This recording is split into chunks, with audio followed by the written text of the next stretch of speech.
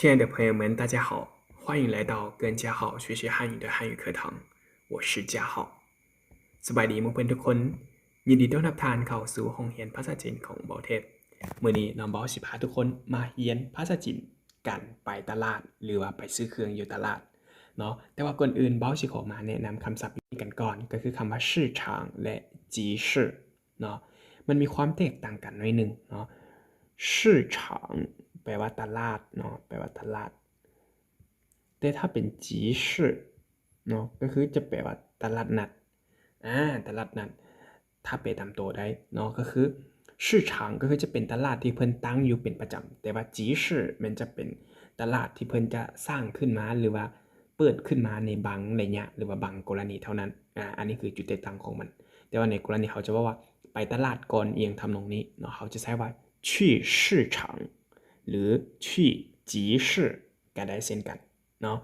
โอเคอันนี้คือความหมายรวมๆของหัวข้อในมื้อนี้เนาะแน่นอนเมื่อพอเราไปมาเรียนเกี่ยวกับถึงการไปตลาดเขาก็จะต้องได้เว้าเรียนถึงการซื้อเครื่องอย่างต่างๆอันนี้คือแน่นอนอยู่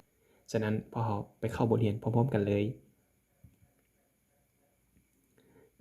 อยู่บนนี้เนาะทำอิฐพ่อมาเรียนคำศัพท์กันก่อน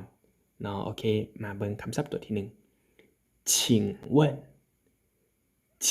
问แปลว่าขอถามแด่เนาะต่อไป蔬菜蔬菜แปลว่าผักต่อไป水果水果แปลว่าหมากไม้ต่อไป猪肉猪肉แปลว่าสิ้นหมู多少钱多少钱แปลว่าราคาเท่าใดสุดท้ายอยู่นี่อีเป็นเสียงซีหมดเนาะแต่ว่าอยู่ในเวลาที่บอกไปเขียนหันบ่ได้กดเบิ่งดีๆก็เป็นเสียงหนึ่งอีจินอีจินแปลว่า500กรัมหรือว่าเป็นจินเนาะก็คือใน1กิโลกรัมเนาะที่พวกเราเคยเห็น1กิโลกรัมมันจะเท่ากันกับ 1,000 กรัมแต่ว่าคนจีนมักใช้จินนึงเนาะก็คือ1จินว่าง่ายๆ1จินเท่ากับ500กรัมถ้าเว้าภาษาบ้านเฮาก็จะเป็นครึ่งกิโลหรือว่า500กรัมฉะนั้นบางเทื่อการแปลของภาษาเราเนาะหลายคนก็มักจะใช้เป็นคำว่าจินไปเลยแต่ถ้าให้ถือกันกับการนำใช้ของบ้านเฮาแท้ๆเนาะก็คือแปลว่าครึ่งกิโลเนาะครึ่งกิโลฉะนั้นพอจะใช้ว่าจินหรือว่าครึ่งกิโลก็ได้เช่นกันโอเคมาทบทวนนำกันอีกทีนึง请问请问ขอถามแด่蔬菜蔬菜ผัก水果水果หมากไม้猪肉猪肉สิ้นหมู多少钱多少钱ราคาเท่าใด一斤一斤500กรัมหรือว่าครึ่งกิโลอันนี้คือคำศัพท์ที่พ่อจะได้ใช้อยู่ในมื้อนี้ต่อไปพ่อมาเบิ่งประโยคนำกันบทสนทนาอยู่นี่ถ้าเป็นพ่อมาเบิ่งข้อที่1ถึงก่อนเราว่า请问蔬菜多少钱一斤เนาะ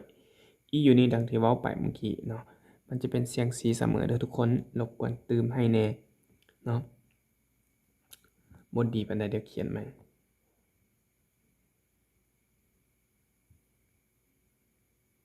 เสียงสีเนาะเติมให้แน่โอเค请问蔬菜多少钱一斤请问蔬菜多少钱一斤แปลว่าขอถามแด่ผักครึ่งโลราคาเท่าใดเนาะตอบว่า3块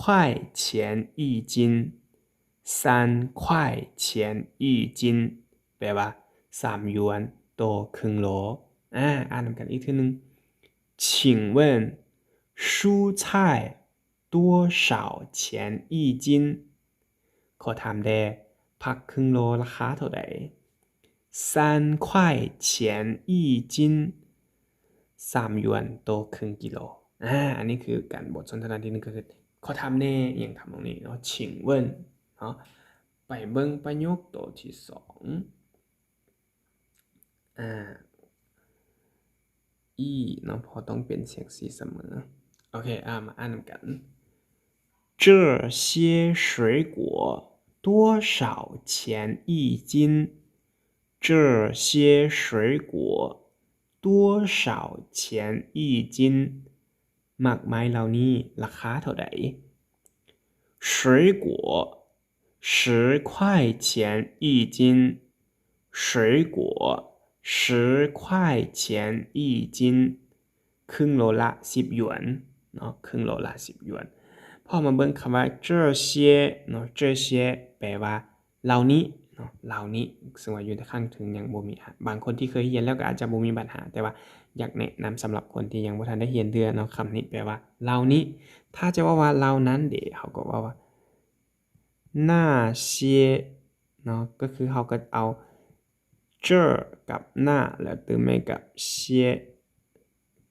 ก็ได้แล้วเนาะ这些那些แปลว่านี้เหล่านี้เหล่านั้นเนาะโอเคอ่านนำกันอีกทีหนึ่ง这些水果多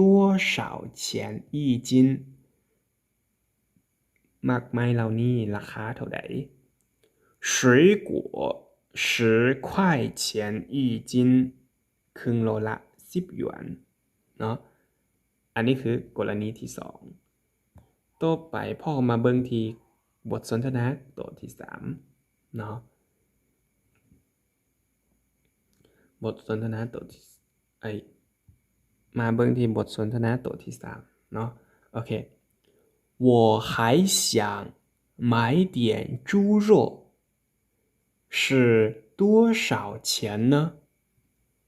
我还想买点猪肉是多少钱呢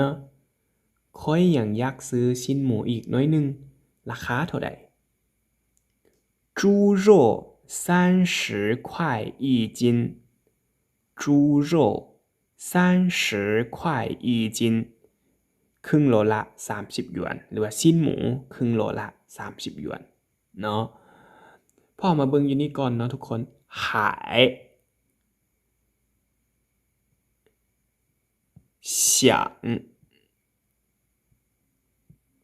หายแปลว่ายังเนาะค่อยยังตัวยังตัวยังค่อยยังบ่กินข้าวเทื่อ我还没吃饭ค่อยยังบ่ไปโรงเรียนเทื่อ我还没去学校อย่างทำตรงนี้想เด้แปลว่ายาก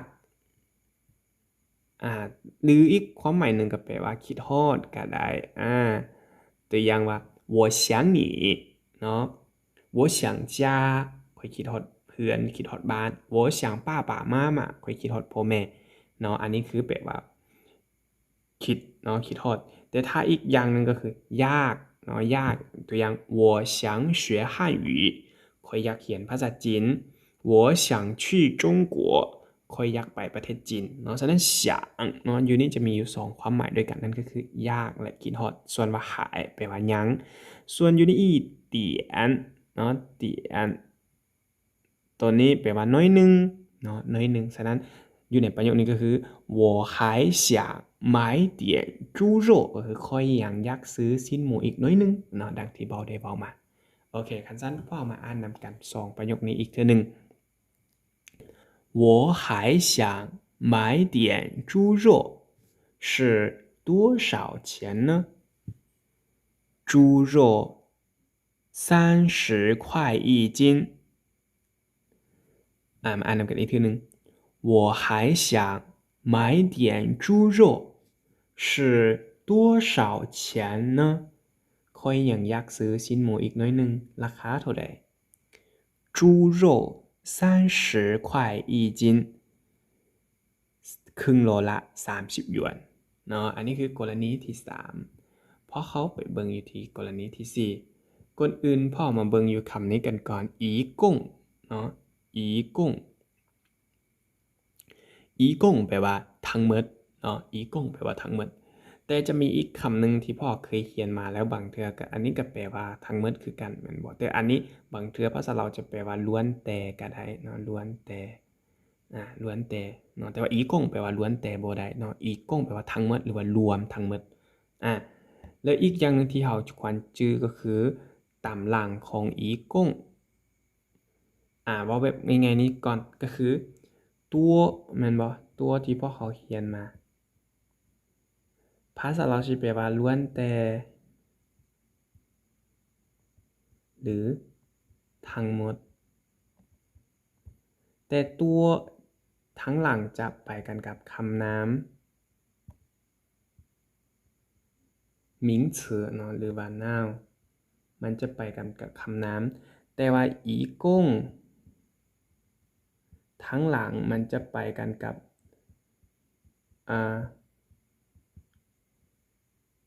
数字หรือว่า number เขียนบ่แจ้ง number เนาะฉะนั้นนี้คือจุดแตกต่างของมันตัวอย่างตัวอย่างอาจารย์ว่า都是老挝人都是中国人都是学生เห็นบ่都学生都中国人都老挝人ทางหลังของมันล้วนแต่เป็นคำนามหรือว่าเป็น名词แต่ถ้าเป็นอีกงทางหลังของมันจะเป็นตัวเลขหรือว่า数字ตัวอย่าง一共20个人一共3个人ยังทำตรงนี้อันนี้คือจุดแตกต่างของมันอันนี้ให้พ่อจือเอาไว้โอเคต่อไปพ่อมาเบิ่งอยู่ที่บทสนทนาของพ่อกันต่อเนาะ好那就买这些吧一共多少钱那就买这些吧一共多少钱ซันก็ซื้อเหล่านี้แหละทั้งหมดราคาเท่าใด一共43块钱一共43块钱ทั้งหมดแม่น43หยวนทั้งหมดแม่น43หยวนเนาะทำตรงนี้โอเคอ่านนำกันอีกทีนึงเห็นบ่หน้าจิ้วคันสั้นเนาะอันนี้หน้าจิ้วก็แปลว่าคันสั้นในภาษาเขาเจอเซียเมื่อกี้ก็เว้าแล้วเนาะสั้นอ่านนำกันอีกทีนึง那就买这些吧一共多少钱一共多少钱ทั้งถึงเมื่อกี้นี้เขียนผิดแล้วเนาะเสียงนี้เป็นอีเสียง2เนาะขอโทษหลายๆครับ一共多少钱แปลว่าซันก็ซื้อเหล่านี้แหละทั้งหมดราคาเท่าไหร่一共43块钱一共43块钱ทั้งหมดเป็น43หยวนเนาะอันนี้คือบทสนทนาทั้งหมดต่อไปพ่อมาเข้าอยู่ที่หมวดของบทฝึกหัดเนาะก็คือจะเอาบทสนทนาทั้งหมดมาห่มไว้เนาะแต่ว่าอยู่นี้จะบ่มีตัวเขียนพินยินเนาะจะบ่มีพินยินโอเคมาอ่านกันเลย请问蔬菜多少钱一斤ขอถามแน่ผักครึ่งโลละราคาเท่าใด3块钱一斤3หยวนต่อครึ่งโล